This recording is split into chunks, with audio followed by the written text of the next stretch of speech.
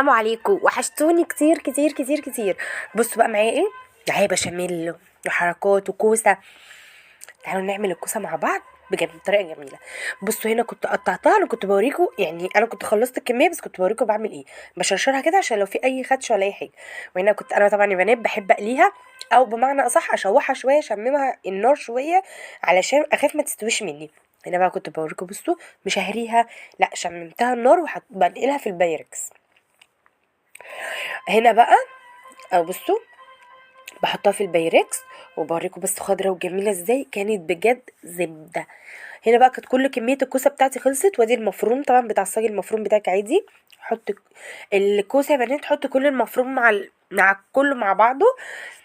حطي بقى كمية المفروم اللي انت عايزاها. انا حطيت بقى كتير، وكنت خلصت الصوص البشاميل. هنا بقى بصوا كنت حطيت الصوص البشاميل على